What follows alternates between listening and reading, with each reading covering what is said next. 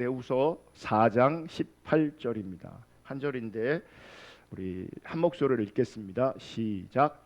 주께서 나를 모든 악한 길에서 건져내시고 또 그의 천국에 들어가도록 구원하시리니 그에게 영광이 세세 무궁토록 있을지어다.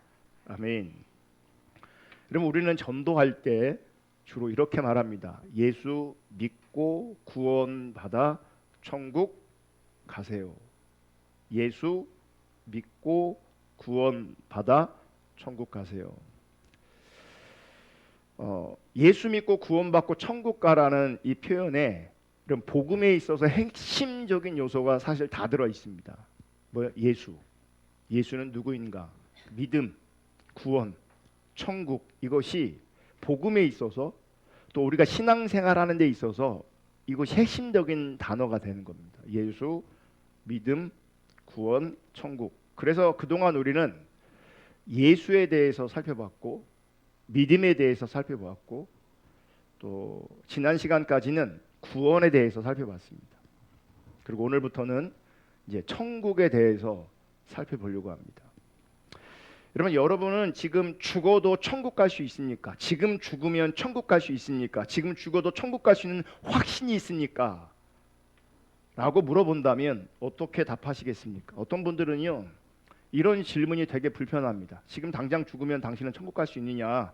불편해요. 왜 불편하냐면 천국과 지옥 내세를 믿고 있지만 내가 지금 신앙생활을 잘하고 있지 않은 거죠. 그래서 지금 죽으면 천국 갈 확신이 없는 거예요. 그러면 천국 갈 확신이 없는 분들은 제가 축복하는데 장수하시기를 축복합니다. 왜냐하면 죽으면 안 되잖아요. 천국 못 가는데 죽으면 지옥 가는 거잖아요. 그런 분들은 오래오래 사시고 그러면서 기회가 주어질 때 돌이키셔야 돼요. 우리가 오래 사는 게 복이라면 예수 안 믿는 사람들이 믿을 수 있는 기회가 계속 연장되기 때문에 복이에요. 그거 말고는 오래 살 이유가 우리 가운데 없어요.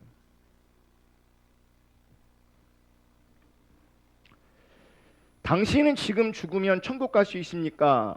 라고 하는 이 질문은 한편으로는 지금 자기의 신앙과 삶을 돌아볼 때 하나님 앞에서 부끄러움을 없는가 생각하게 하는 좋은 효과도 있게 되어지는 거죠.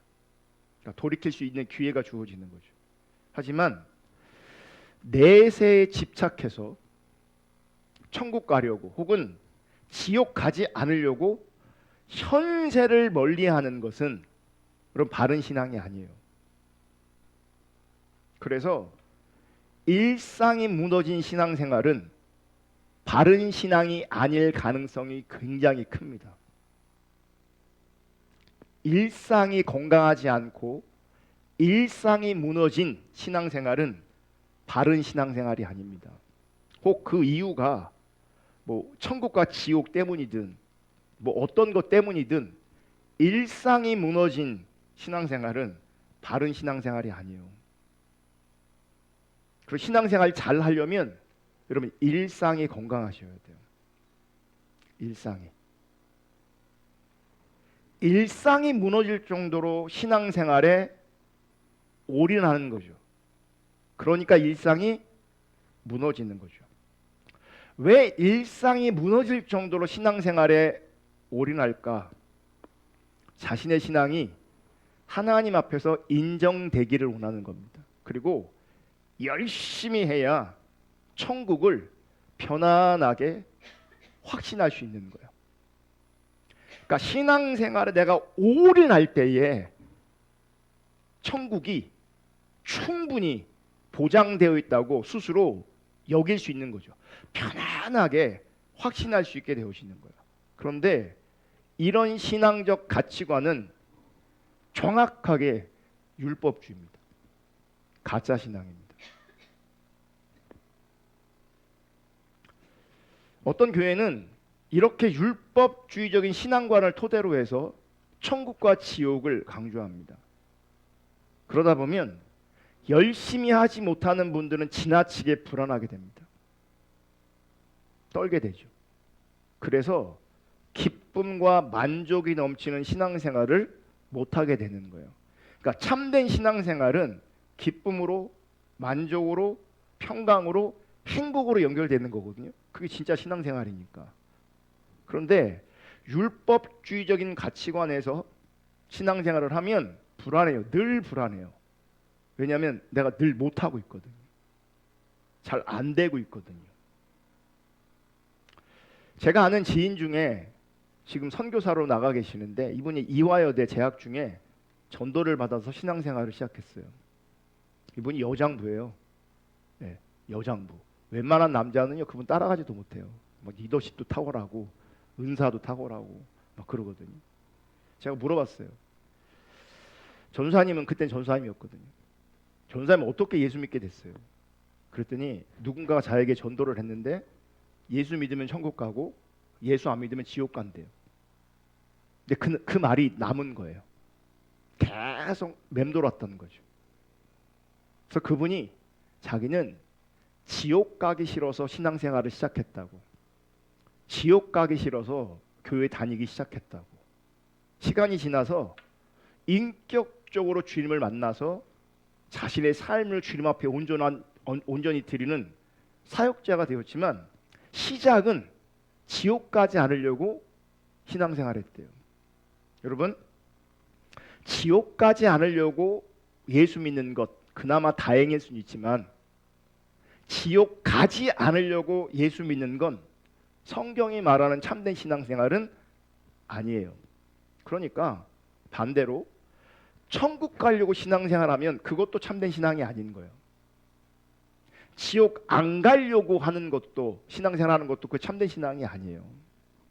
왜냐하면 신앙의 본질이 천국과 지옥이 아닌 거거든요. 그리고 우리는 이 천국에 대한 개념이 많이 왜곡되어 있어요. 그게 우리 가운데 정리되어져야 돼요. 제가 보면 여전히 천국과 지옥을 생각하면 불안하고 두려움 가운데 있는 분들이 많아요.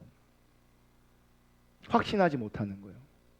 그리고 지금 우리 시대는 천국과 지옥을 믿지 않는 사람들도 정말 많습니다. 정말 많습니다. 그래서 예전에는 너 그러다 지옥 갈 거야. 이 말이 영향력이 있었어요. 너 지옥 갈 수 있어. 그러면 자기를 돌아보는 계기가 되기도 했어요. 실제로 돌이키기도 했어요. 그런데 요즘에는 너 그러다 지옥 간다. 이 말이 안 통해요. 이 말이 안 통해요. 왜요? 안 믿는 거예요. 이 시대에 정말 많은 사람들이 천국과 지옥을 믿지 않습니다. 사실 아까 그 전사님 말처럼 천국과 지옥을 제대로만 믿어도요. 어쨌든 그게 참신앙이든 거짓신앙 상관없이 일단은 뭐가 가능하냐면 신앙생활의 시작이 가능해요. 천국과 천국과 지옥을 믿으면. 근데 오늘날 안 믿는다니까요. 교회 안에 다니는 사람들도 천국과 지옥을 안 믿어요. 안 믿어요. 사실 제가 성경 구절을 근거로 해서 당신 지옥 갈 수 있습니다라고 하는 성경 근거들이 넘쳐나요. 사실은. 그런 표현들이 성경에 분명히 있거든요. 그거 들으면서도 안 믿는다니까요. 제 생각에는 그걸 들으면 깜짝 놀래서 열심히 할게요. 막 그러면 얼마나 좋아요. 그렇게 안 돼요. 그렇게 안 돼요. 여러분, 제가 성경을 근거로 해서 분명히 그럼에도 불구하고 말씀드리지만 천국과 지옥은 분명히 있습니다. 천국, 지옥, 내세 분명히 있습니다. 그리고 천국과 지옥이 있어야 하나님은 하나님이 되십니다. 그리고 하나님은 정의와 공의의 하나님이 되시는 겁니다. 시편 73편을 읽을 건데 앞에는 안 나와요. 전체를 제가 지금 읽을 건데 길어서 작업하시는 분들 불편할까 봐 제가 세 번역으로 읽어드릴 건데 아삽의 노래라고 돼 있어요. 그런데 쉬운 성경에는 그 제목이 이런 제목이 부제가 따라와 있더라고요. 사악한 사람이 부자가 될 때, 이런 소제목이 따라와 있어요.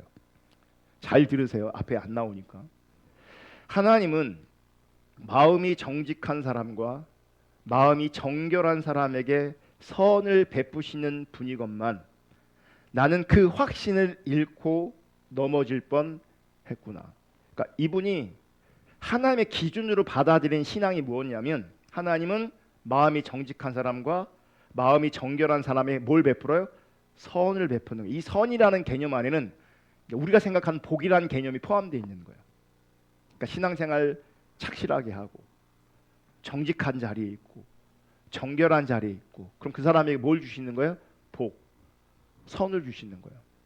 그런데 나는 그 확신을 잃고 넘어질 뻔했구나. 이 얘기 뭐냐면, 자기가 알고 있는 그 신앙적 기준이 현실에 나타나지 않는 거예요.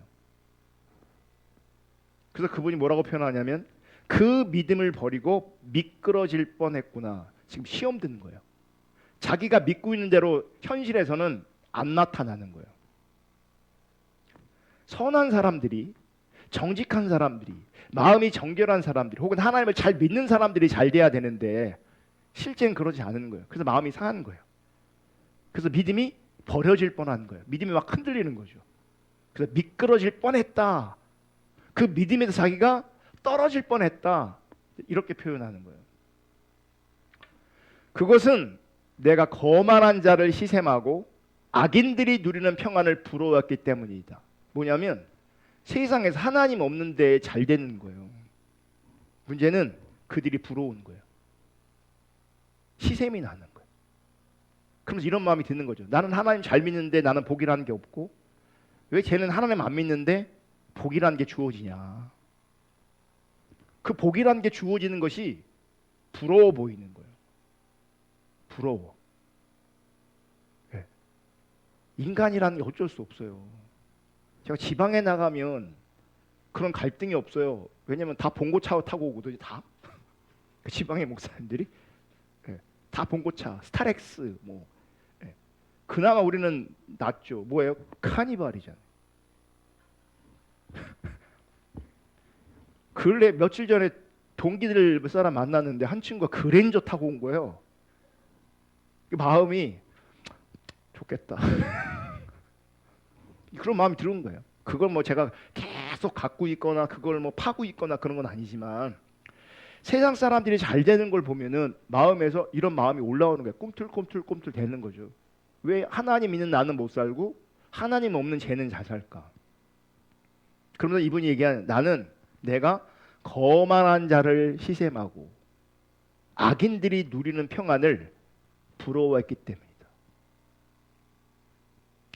그러면서 그 악인들, 그 거만한 자들, 하나님 없는 자들을 이렇게 설명해요. 4절. 그들은 죽을 때에도 고통이 없으며, 그러면 그들은 살아생전 뭐예요?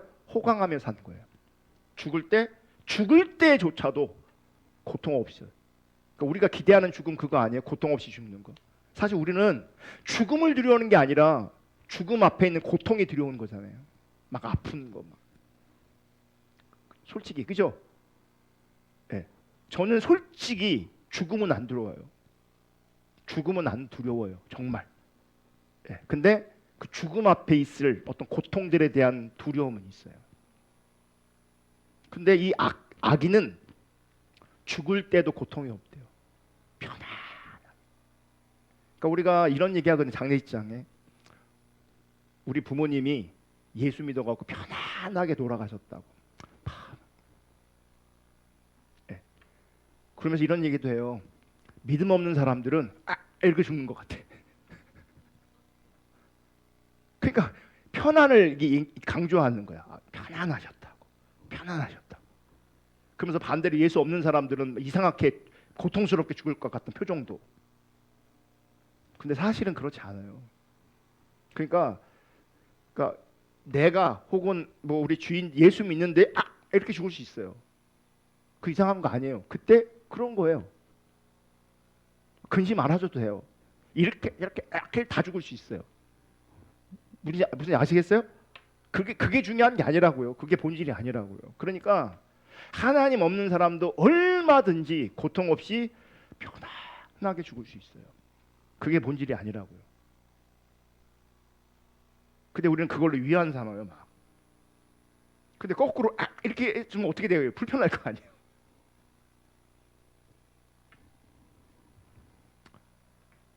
그들은 죽을 때에도 고통이 없으면, 이거를 이렇게도 표현할 수 있어요. 그러니까 실제로 그 단어가 같은 자음 본문을, 그러니까 히브리어는 우리나라 글씨처럼 돼 있냐 다 붙어 있거든요. 그래서 어떻게 띄어서 읽냐에 따라서 의미가 좀 달라지는데, 그러니까 표현이 달라지는 거지 의미는 똑같아요. 첫 번째 의미는 그들은 죽을 때에도 고통이 없으며, 다른 식으로 번역하면 그들은 평생 갈등도 없이 살며. 이게 얼마나 복이에요. 그러니까 평생 갈등이 없이 살면서 죽을 때는 고통이 없어. 이거 복 아니에요?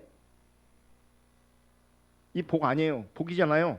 그럼 이런 복은 예수 믿는 사람이 누려야 돼, 예수 없는 사람이 누려야 돼요? 그죠? 근데 여기 본문은 뭐라고 말하냐? 예수 없는 사람이 이런 복을 누리고 있다고요. 지금 예수 없는 사람이 있는 사람이 아니라, 그럼 반대로 어떤 사람은 예수 믿어도 평생 갈등하는 것처럼 보일 수 있어요. 그리고 돌아가실 때도 비참하게 돌아가실 수 있어요. 실제로 그런 예는 많아요. 예수 믿어도. 그러니까 현상이 본질이 아니라는 걸 기억하셔야 돼요. 죽음의 현상이 본질이 아니에요. 그들은 죽을 때도 고통 없이 죽으며 몸은 멀쩡하고 윤기까지 흐른다. 윤기가 흘러. 윤기가. 5절. 사람들이 흔히들 당하는 그런 고통이 그들에게는 없으며. 그러니까 흔히들 있는 고통조차도 그들 가운데는 없어요. 사람들이 을에 당하는 재앙도 그들에게는 아예 가까이 가지 않는다. 그럼 우리도 뭐 자연재해 일어나잖아요. 대부분 그런 자연재해 누가 겪는지 아세요? 가난한 자들이 겪어요. 부자들, 힘 있고 권세 있는 자들은 이런 재앙도 비껴가요. 오만은 그들의 목걸이요 폭력은 그들의 나들이 옷이다. 그러니까 뭐 자기 삶의 자리에 문제도 없고 갈등도 없고 돈도 많고, 그러니까 당연히 그 내면이 어떻게 되겠어요? 교만해지겠죠. 그래서 오만이 그들의 목걸이래. 폭력은 그들의 나들이 옷이래요. 7절. 그들은 피둥피둥 살이 쪄서 거만하게 눈을 치켜뜨고 다니며 마음에는 헛된 상상이 가득하며. 그 마음에는 악이 나온대요. 피둥피둥 살쪄 있대요. 제가 성경을 보면서 우리 예수 믿는 사람들은 다이어트를 반드시 해야 되겠구나라는 생각을 여러 곳에서 해요. 지금도 그래요. 그들은 피둥피둥 살이 쪄서. 신명기 30장에 보면 그들이 배부르고 살찌면 나를 떠날 것이다 이렇게 나와 있거든요. 문자적으로만 적용하면 여러분 예수 믿는 사람은 다이어트를 해야 돼요. 이거 유머잖아요. 그러니까 웬만하면 영적인 거 아니더라도 건강을 위해서라도 다이어트 할 수 있기를 축복합니다. 축복합니다. 빠지시었다. 혼자 아멘했어. 8절. 언제나 남을 비웃으며 악의에 찬 말을 쏘아붙이고 거만한 모습으로 포곤하기를 즐긴다. 이런 사람들 사실 무서운 게 없어요. 무서운 게 없으니까 그냥 막 말하는 거죠. 이제. 남 비웃고 함부로 여기고 함부로 대하고. 입으로는 하늘을 비방하고 혀로는 땅을 휩쓸고 다닌다. 하나님의 백성마저도 그들에게 홀려서, 그러니까 하나님 믿는 사람들도 그런 사람 바라보면서 그들의 영향을 받는 거예요. 그 성경은 홀려서. 물이 들이키듯 그들이 하는 말을 그대로 받아들여 덩달아 말한다. 하나님인들 어떻게 알 수 있으랴? 가장 높으신 분이라고 무엇이든 다 알 수 있으랴 하고 말한다. 그런데 놀랍게도 그들은 모두가 악인인데도 신세가 언제나 편하고 재산은 늘어만 가는구나. 악인인데 재산이 막 늘어가요. 우리가 알고 있는 많은 사람들이 기복신앙 가운데 있는 이게 다르잖아요. 예수 믿는 내가, 기도 많이 하는 내가, 신앙생활 열심히 하는 내가 이런 일이 일어나야 되는데 나는 이런 게 없고 예수 없는 악인들이, 세상 사람들이 이렇게 된다고요. 그러니까 여러분, 세상 사람들도 얼마든지 재산이 늘어갈 수 있어요. 악인들도 재산이 늘어갈 수 있어요. 갈등이 문제가 없을 수 있어요. 얼마나 평안하게 윤택하게 살 수 있어요. 그들이 생존에.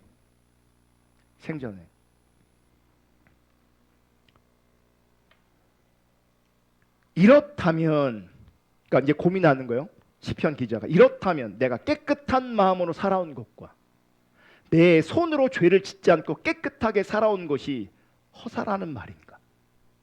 내가 신앙생활을 제대로 열심히 하려고 했던 게 다 쓸모없는 거냐? 허사냐? 왜냐하면 어떤 눈에 보이는 현상적 복은 나한테 없고 예수 하나님 없는 사람들한테 막 임하는 거예요. 그럼 내가 막 주님 신앙의 본질을 추구하고 깨끗한 마음을 추구하고 정결한 마음을 추구하고 죄짓지 않고 이게 다 허사가 되는 것처럼 느껴지는 거예요. 무의미하게 느껴진다고요. 하나님, 주님께서는 온종일 나를 괴롭히셨으며 아침마다 나를 버려셨습니다. 나도 그들처럼 살아야지 하고 말했다면 나는 주님의 자녀들을 배신하는 일을 하였을 것입니다.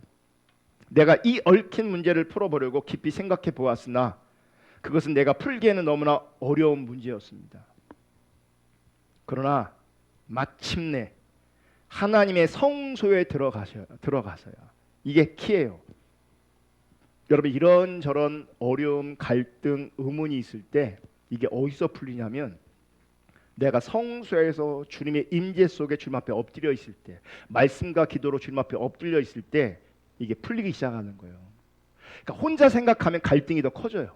하나님 없이 고민하면 갈등이 더 커져요.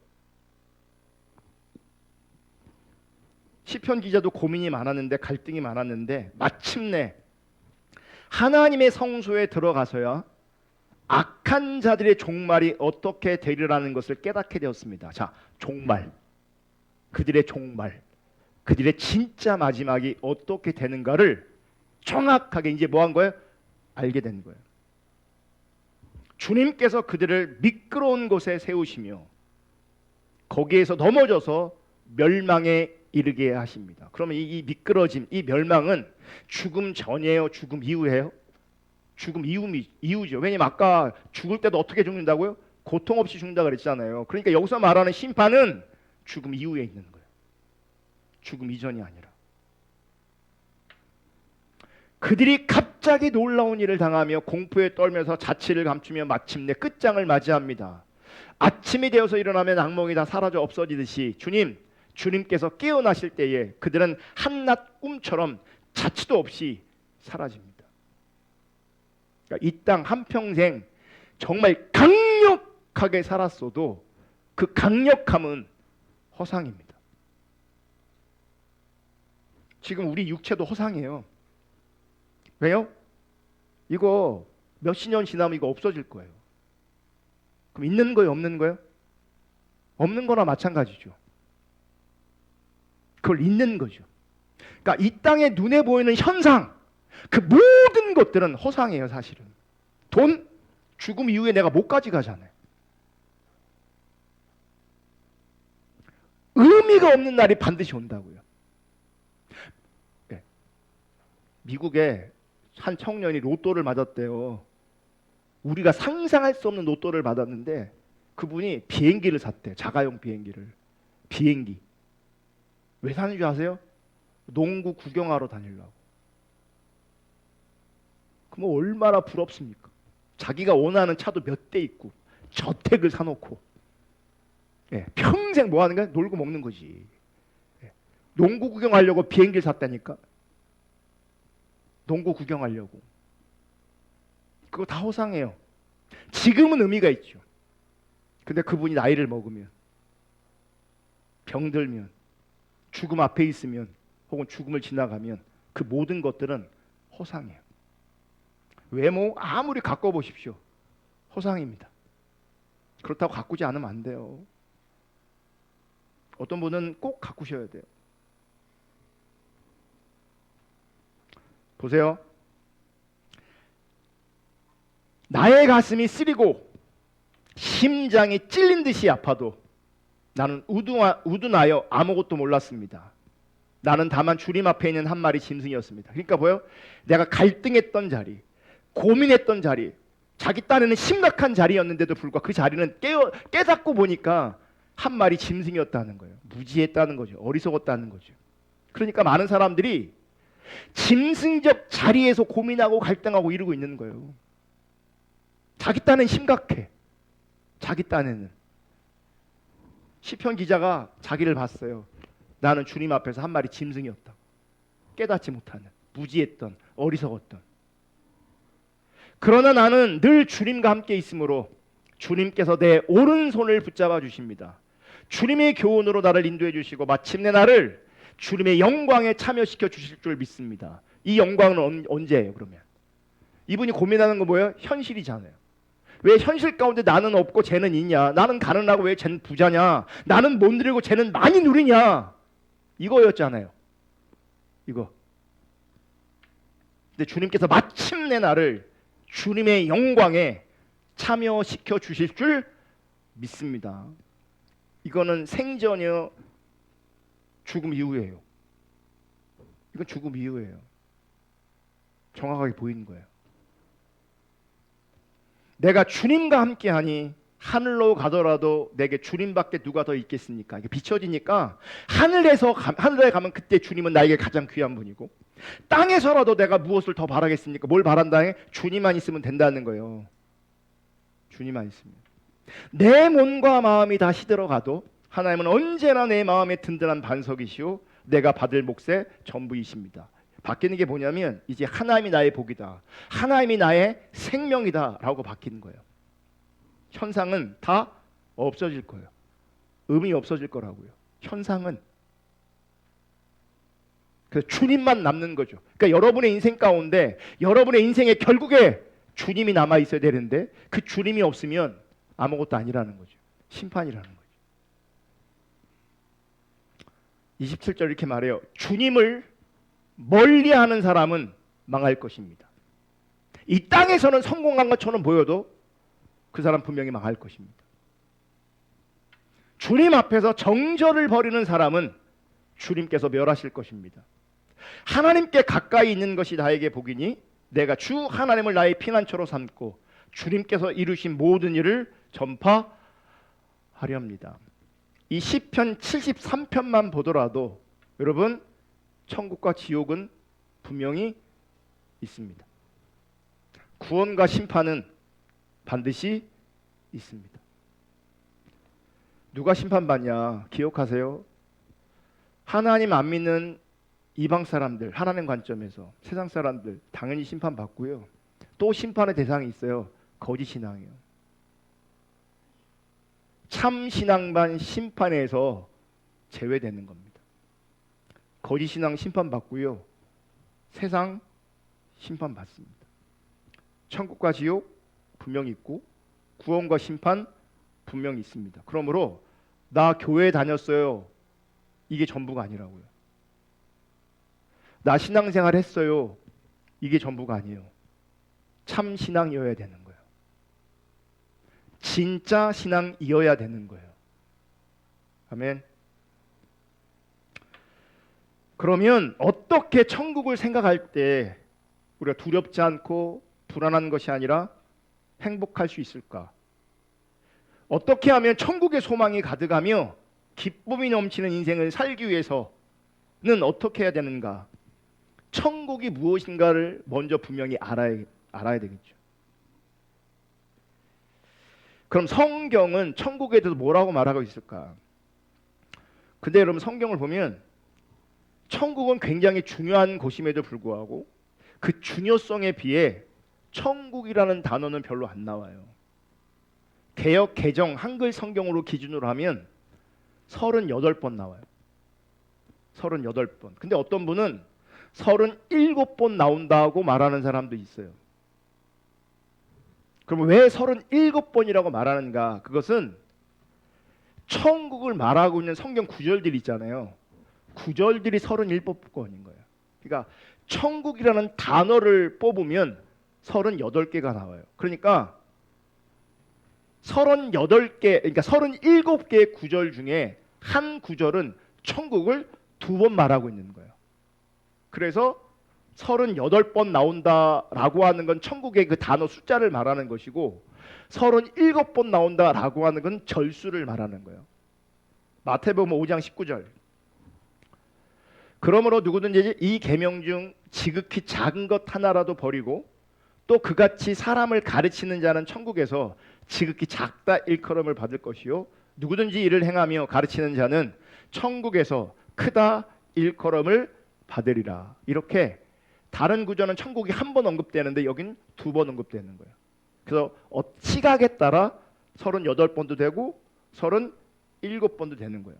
자, 정확하게 천국은 38번 나오는데 그 중에 37번은 마태복음에 나오고 딱 한 번만 오늘 본문을 읽었던 디모데 후서에 우리 한글 성경 기준으로요 한 번 나오는 거예요. 디모데후서 4장 18절. 주께서 나를 모든 악한 일에서 건져내시고 또 그의 천국에 들어가도록 구원하시리니 그에게 영광이 세세 무궁토록 있을지어다. 아멘. 자, 그럼 이 천국이라는 단어가 디모데후서 4장 18절 말고 왜 거의 마태복음에서만 나오는가? 여러분, 천국의 원어적인 원래 표현은 하나님 나라입니다. 하나님 나라. 하나님 나라. 근데 1세기 유대인들은 하나님이라는 이름을 직접 입으로 부르는 것을 부담스럽게 여겼어요. 예, 구약시 때부터. 그래서 이게 역사적으로 길게 내려오다 보니까 어떤 일까지 벌어졌냐면 하나님의 이름을 어떻게 부르는지 아무도 몰라. 왜냐면 부른 사람이 없어서. 부를 수가 없어서. 우리가 여호와 혹은 야훼로 부르는 건요, 그러니까 원래 그렇다는 게 아니에요. 우리가 그렇게 부르는 거예요. 어쨌든 하나님이라는 이름이 너무 거룩해서 입에 담을 수 없었어. 그래서 마태복음 저자는 유대인 독자들을 배려해서 하나님 대신에 하늘이라는 단어로 대체한 거예요. 하늘. 그러니까 표현은 하늘이지만 이 하늘의 자리에 누가 있는 거예요?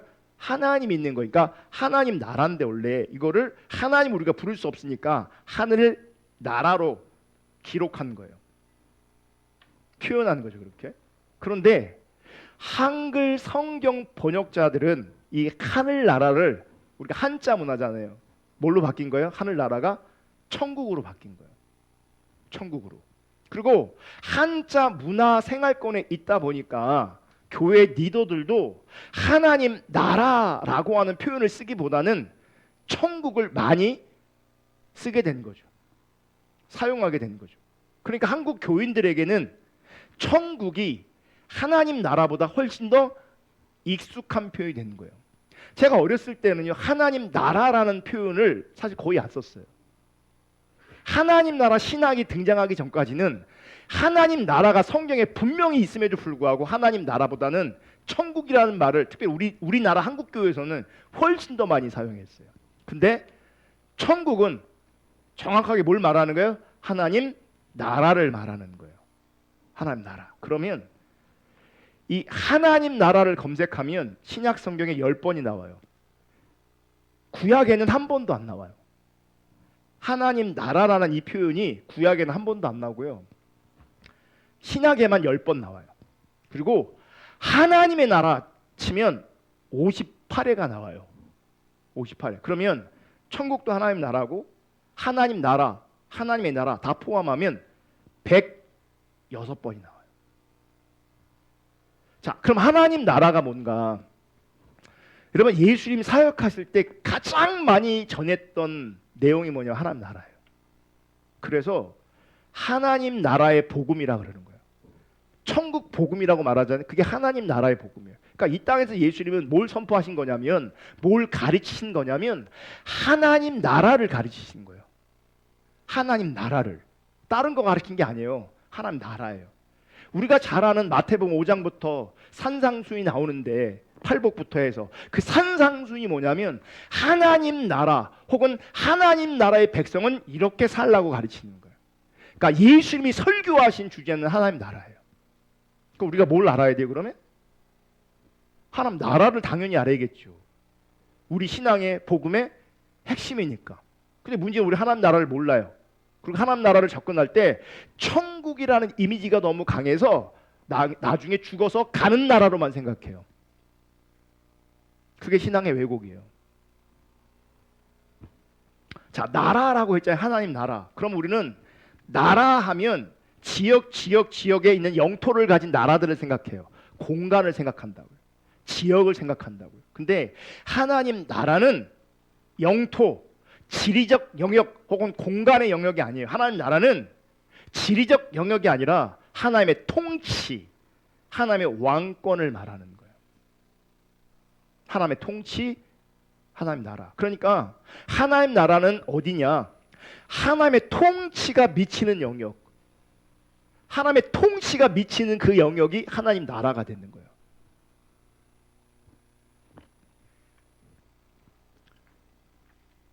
그러니까 하나님 나라는 하나님이 다스리시는 나라가 되는 거죠. 이 얘기는 우리가 예수를 믿는다는 건 뭐예요? 하나님의 다스림 안에 있는 걸 말하는 거예요. 그럼 보세요.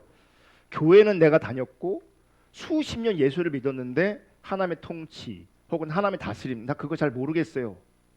그분은 신앙이 아닌 거예요. 참된 신앙이 아닌 거예요. 그걸 거짓 신앙이라고 말하는 거예요.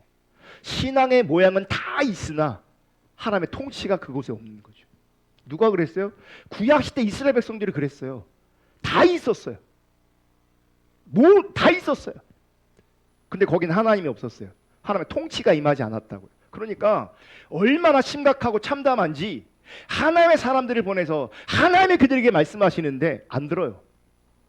아무도 안 들어요. 하나님의 통치가 임한 나라가 아닌 거죠. 하나님 나라가 아닌 거죠. 바리새인들 성경을 그렇게 많이 알고 사역을 그렇게 많이 하고 구제를 그렇게 많이 해도요. 하나님의 통치가 그들 가운데 있지 않았어요. 그들은 하나님 나라 바깥에 있었다고요. 그러니까 하나님 나라 바깥에 있으면 구원이 아니라 뭐예요? 심판인 거죠. 그래서 하나님 나라 혹은 하나님의 다스림 바깥에 있는 사람들이 하나님의 통치 안으로 들어오는 것이 구원을 말하는 거예요. 그게 구원이라고요. 단순히 교회 안 다니는 사람이 교회를 다니니까 구원이 이루어지는 게 아니라 그분의 통치 안으로 들어와야 구원이 있는 거예요. 그래서 교회를 다녀도 신앙생활을 하는 것처럼 보여도 주님의 통치 바깥에 있으면 여전히 그는 구원이 필요한 사람이에요. 그래서 구원이 이루어지지 않았다면 그분은 지금 심판이 예정되어 있는 거예요.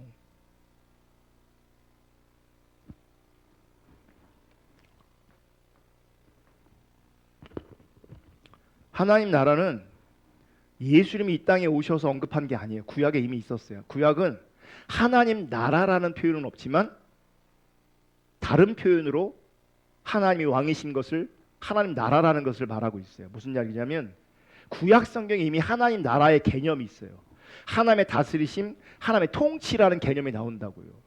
그러니까 구약 신앙의 전제가 뭐냐면 하나님은 만물의 주권자시다예요. 그래서 시작이 뭐예요? 창세기 1장 1절 하나님은 태초에 하나님이 천지를 창조하시냐. 이게 신앙의 전제예요. 하나님이 창조주.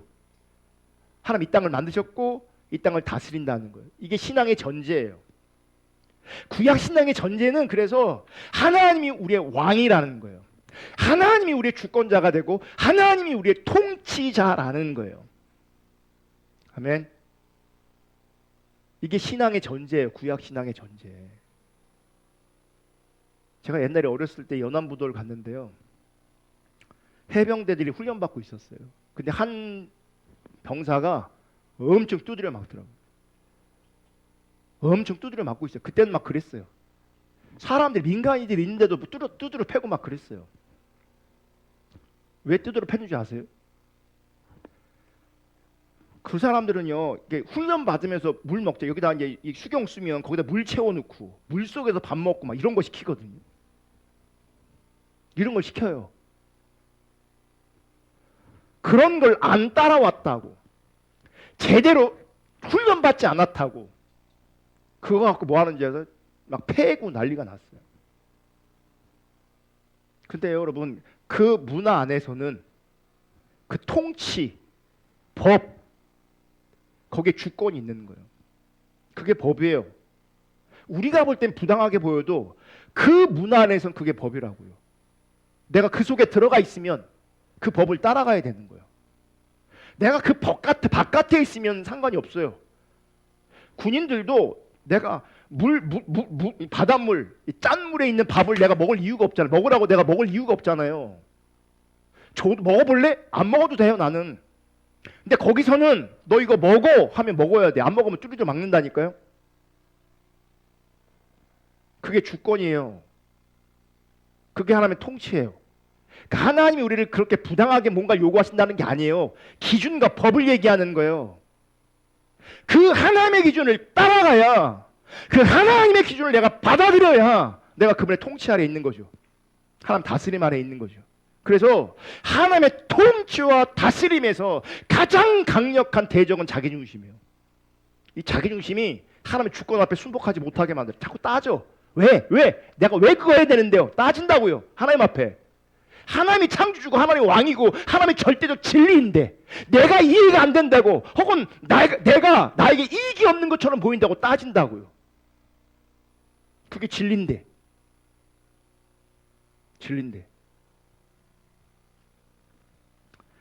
신구약 신앙의 전제가 뭐냐면 하나님이 만물의 주권자가 되시고 창조주가 되시고 그분이 왕이시고 그분이 통치자시고 그분이 다스리신다는 얘기예요. 그게 신앙의 전제예요. 시편 93편 1절 여호와께서 다스리시니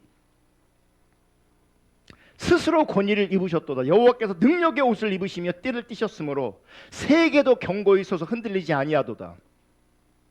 95편 3절 4절 여호와는 크신 하나님이시오 모든 신들보다 크신 왕이시기 때문이로다. 땅의 깊은 곳이 그의 손 안에 있으며 산들의 높은 것도 그의 것이로다.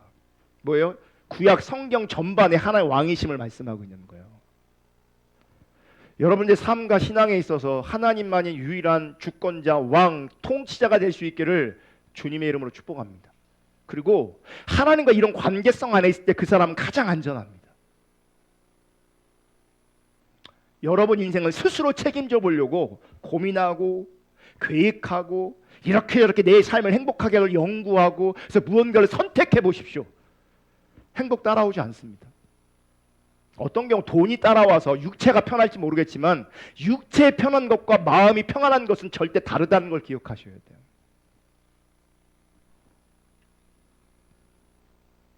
문제는 하나님은 주권자, 왕, 통치자이신데 타락한 아담과 하와의 자손들은, 후예들은 하나님을 주권자로, 왕으로, 통치자로 인정하지 않는다는 거예요.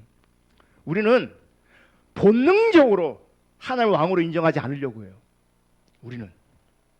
우리 모두가 그런 성향이 있다는 걸 기억하시고 인식하시고 그 성향을 발견하셔야 돼요. 아멘. 나에게 그런 성향이 있다는 것조차 모른다면 그분은 하나님을 자기도 모르게 대적하며 사는 거예요.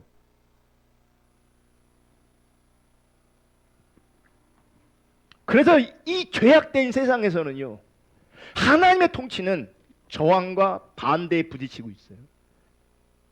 마귀의 유혹에 넘어간 이스라엘은 하나님의 다스림에 반역하고 우상 숭배하고 악을 행했습니다. 근데 이 악이라는 게 뭔지 알아요?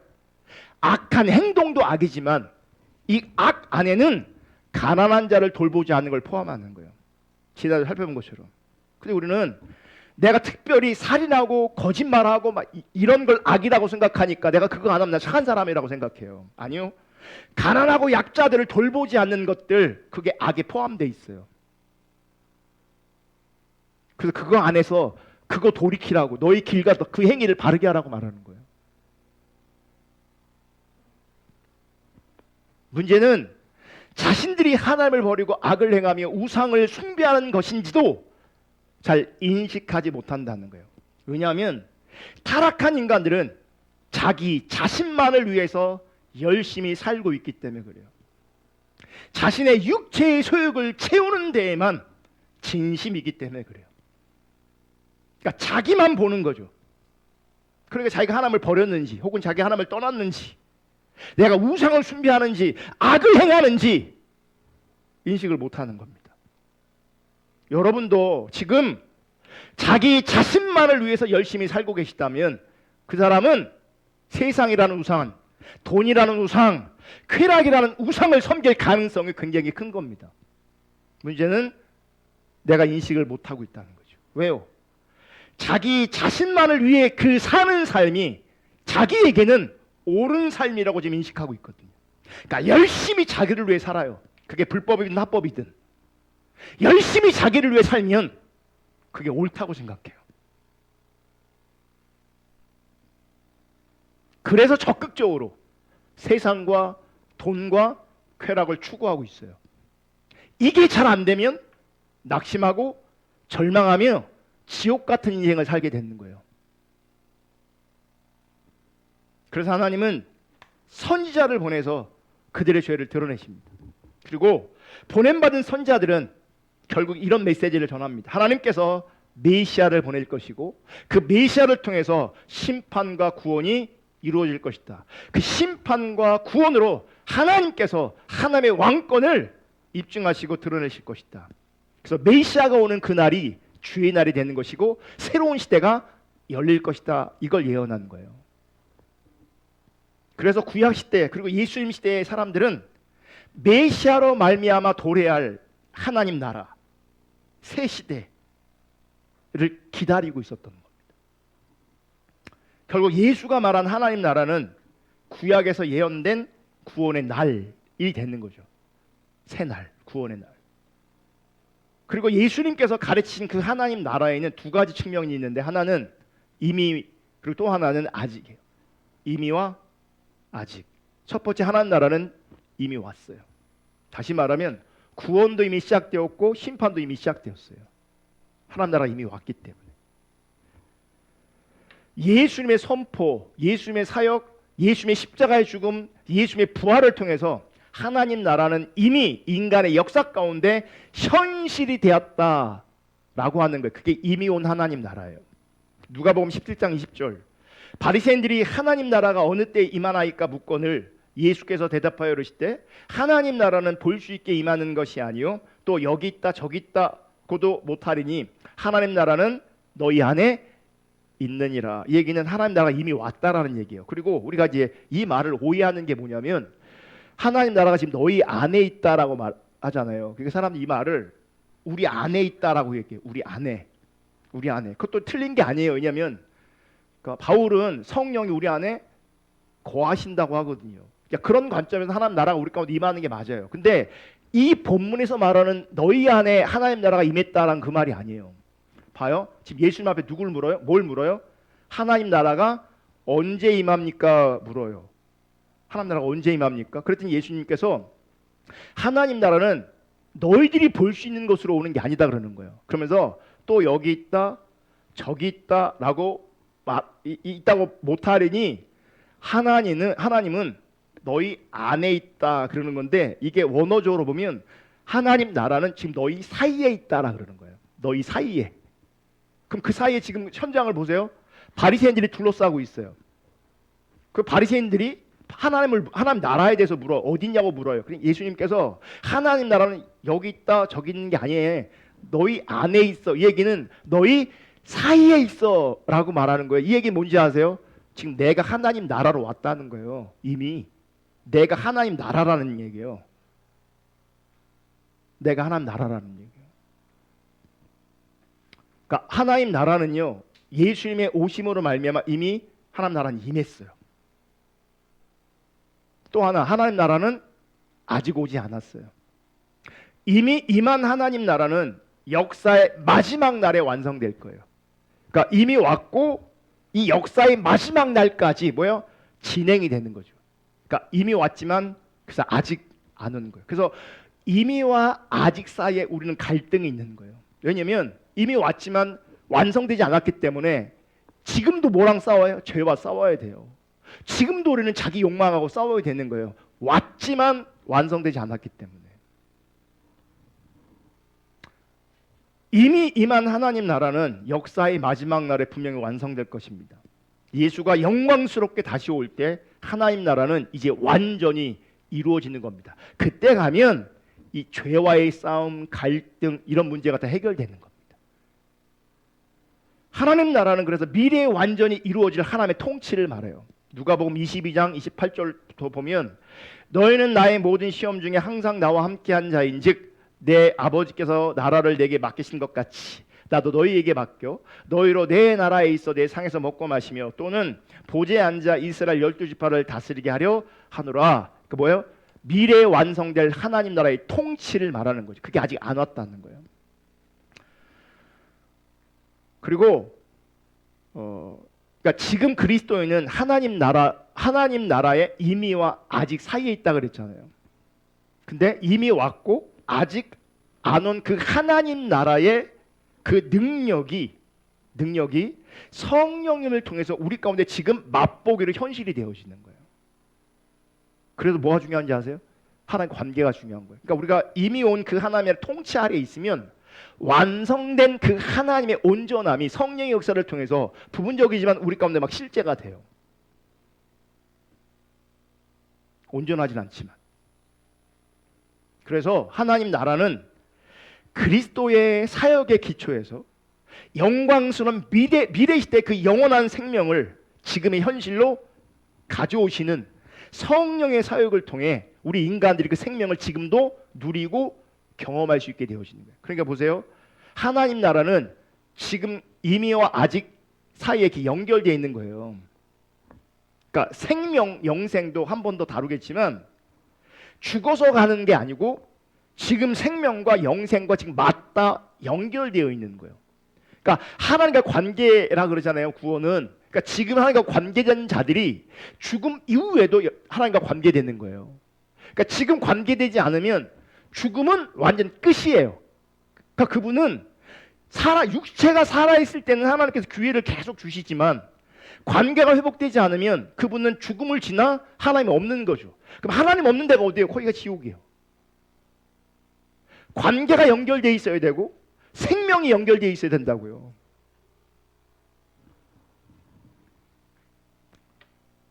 연결되어 있으면 지금도 하나님 여러분 가운데 역사하실 겁니다. 우리가 때로는 고민할 게 있고 갈등하는 것이 있어도 그분의 성수 앞에 엎드려 그분을 바라보면 아까 아삽처럼 시편 기자처럼 하나님 말씀하신다니까요. 답을 주신다니까요. 인생에서 풀 수 없는 답을 주신다니까요. 그런 답들이 우리 가운데 비춰질 때마다 하나님과 관계는 더 견고해지는 것이고 그러면 눈에 보이는 현상과 상관없이 나는 주의 통치와 다스림 안에 꿋꿋이 누가 뭐라고 해도 주의 길을 가는 겁니다. 타협하지 않고. 왜요? 하나님 나라가 보이고 이미 하나님 나라가 임했고 그 하나님 나라가 나한테 지금 역사가 하나님의 다스리심이 실제 있기 때문에 그래요. 하나님 나라는 어떤 나라인가? 하나님 나라의 특징은 무엇인가? 하나님 나라는요, 이 땅에 임하는 나라, 임재, 영원한 생명의 나라고요, 사랑이 넘치는 나라고요, 회개를 통해 갈 수 있는 나라입니다. 이 부분은 이제 다음 주에 살펴볼 거예요. 그래서 이 하나님 나라의 통치, 이 하나님 나라의 개념이 우리 가운데 실제 되어져야 돼요. 왜냐하면 그게 하나님 통치 아래 있는 거니까. 그래서 너무 중요한 시간이에요. 구원받느냐, 구원받지 못하느냐, 심판받느냐, 심판받지 못하느냐, 여기가 달려있다니까요. 그러니까 우리가 구원을 얘기할 때 과거, 현재, 미래를 얘기했잖아요. 이게 다 연결되어 있는 거예요. 하나님 나라 똑같아요. 이미 왔고 아직 안 왔기 때문에 다 연결되어 있어요 지금. 그래서 이 연결된 자리에서 진짜 하나님 나라가 임하고 하나님의 통치와 다스림이 실제된 그 자리에 있을 때 그것을 가지고 참된 신앙이라고 말하는 거예요. 참된 신앙이라고. 하나님 나라의 통치 안에 거할 수 있기를 주님의 이름으로 축복합니다. 우리 아까 드렸던 찬양 한 번 더 부르고 우리 기도하겠습니다.